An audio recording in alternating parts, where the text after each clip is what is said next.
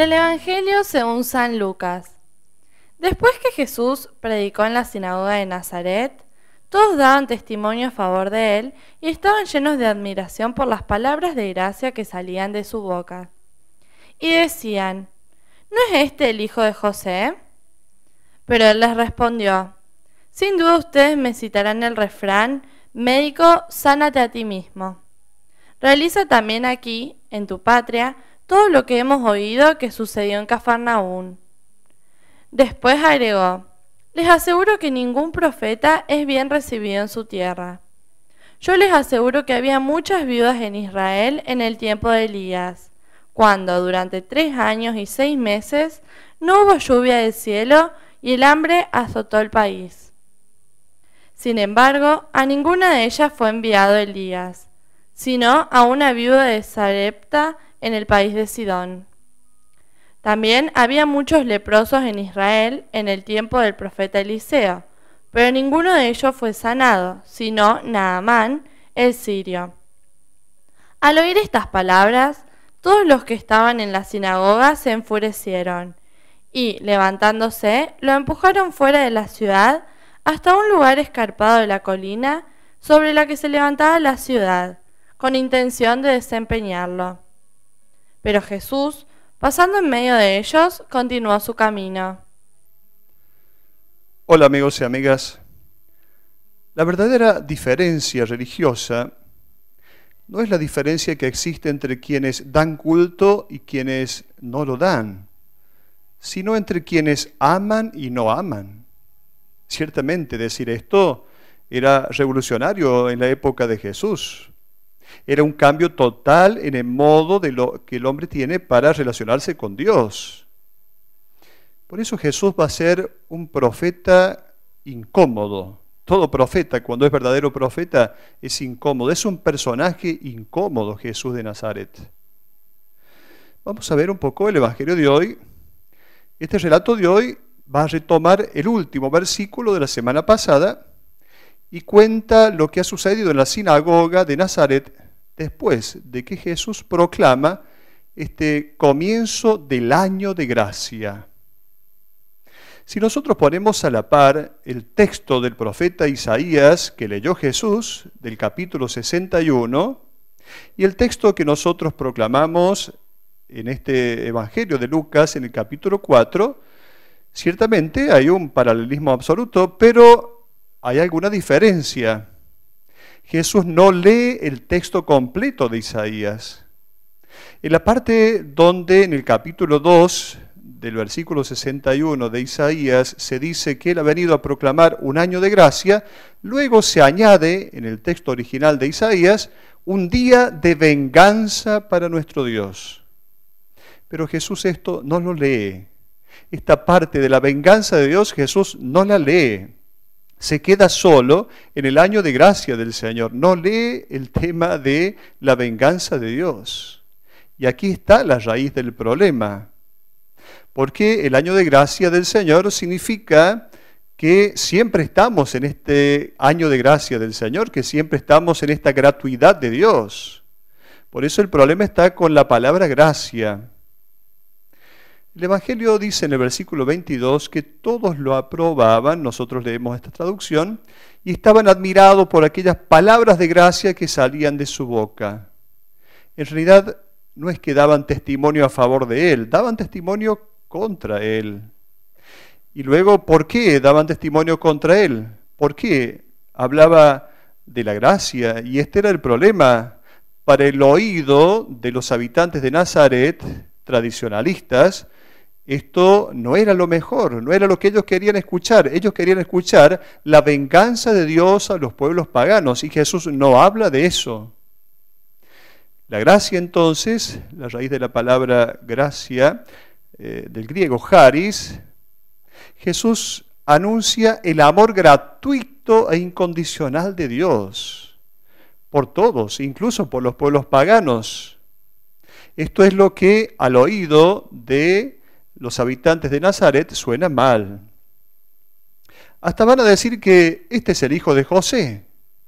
¿Qué quiere decir que ponen en este contexto esta expresión el hijo de José?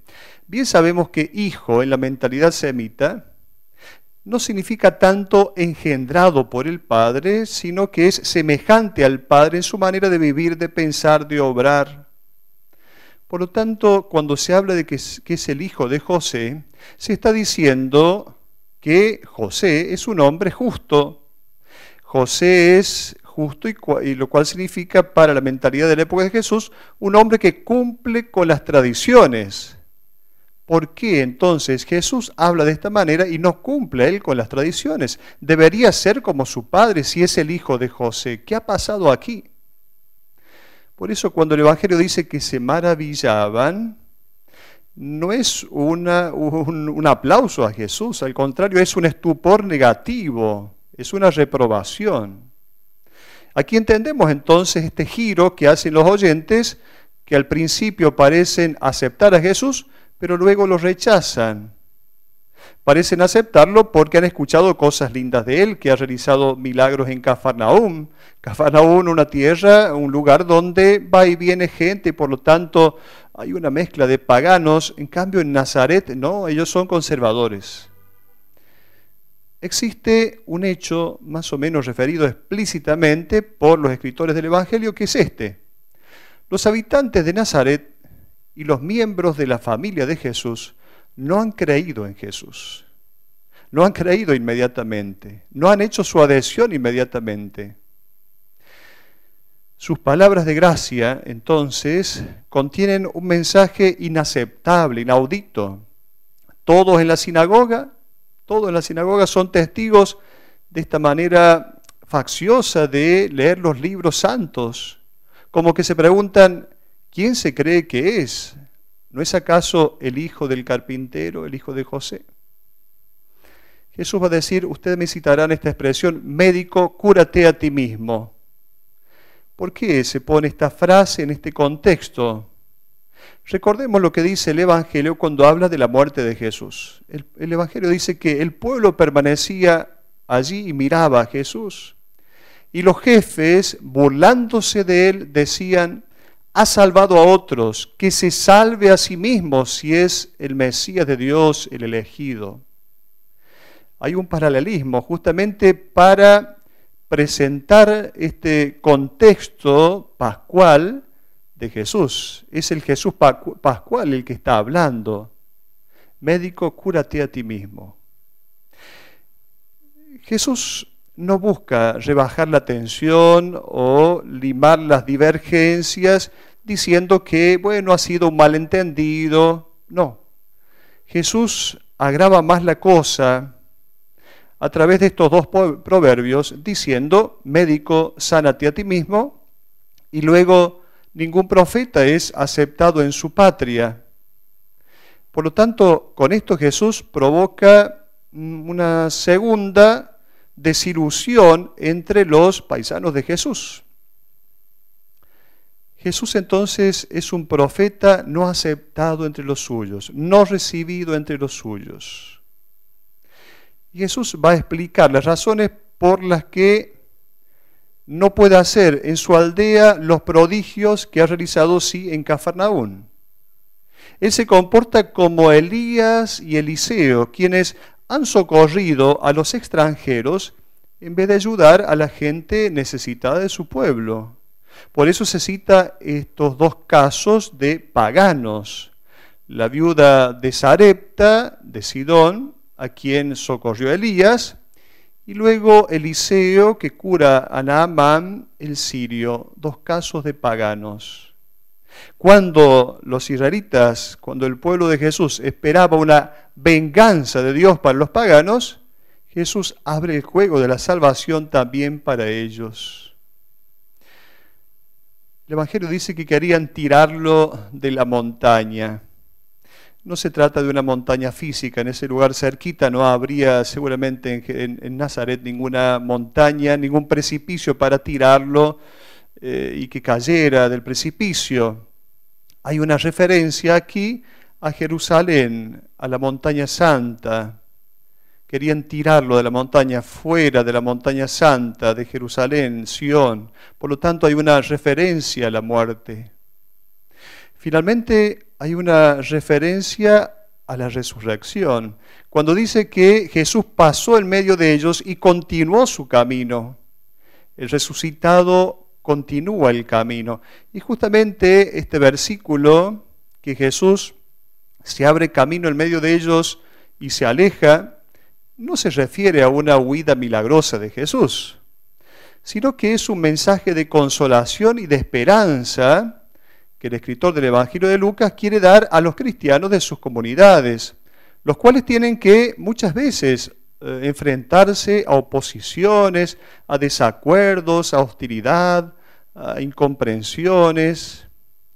El riesgo que corren es olvidarse de que se está repitiendo en ellos lo ocurrido a tantos profetas y también a Jesús. El hecho de que Jesús haya pasado, haya abierto camino y continuó su tarea, significa que la comunidad cristiana tiene que continuar su tarea a pesar de las persecuciones, continuar la tarea de presentar y relatar el Evangelio a este tiempo. Si pensamos este Evangelio en un contexto cristiano y en un contexto de familia cristiana actual, pensamos, bueno, pero si nadie es buen profeta en su tierra, ningún profeta es bien recibido en su tierra, en su patria, entonces no tenemos que proclamar el Evangelio en nuestra tierra. Claro que no es así. Es un verdadero desafío. Proclamar el Evangelio no significa dar con el gusto. No vaya a ser cosa que nos pase, como relata el libro del Éxodo en el capítulo 32, cuando Aarón le presenta a Moisés esta dificultad. Cuando el pueblo hace que Aarón haga un becerro de oro. Y entonces en el capítulo 32 del libro del Éxodo se dice, tú conoces el pueblo que es propenso al mal, porque me dijeron, haznos un Dios que vaya delante de nosotros.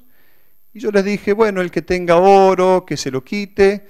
Me lo dieron, lo eché al fuego, dice Aarón, y salió este becerro de oro. Como si pudiéramos excusarnos detrás de lo que el pueblo quiere, nada más. El profeta no le da con el gusto al pueblo, no habla para acontentar al pueblo. El profeta dice una palabra que es superior a sí mismo, una palabra que va más allá de sí mismo. Por lo tanto, el profeta no puede manipular la palabra pensando que le está dando con el gusto a los oyentes. Un verdadero profeta no da con el gusto a los oyentes, sino que es fiel a la palabra que ha escuchado. En el ámbito familiar, decíamos, es un verdadero desafío llevar adelante la misión profética. También vamos a encontrar actitudes de resistencia. Sin embargo, como Jesús debemos continuar adelante. Como Jesús debemos continuar la tarea de la evangelización. Evangelizar con ocasión o sin ella. Evangelizar en todo momento. Hasta la próxima.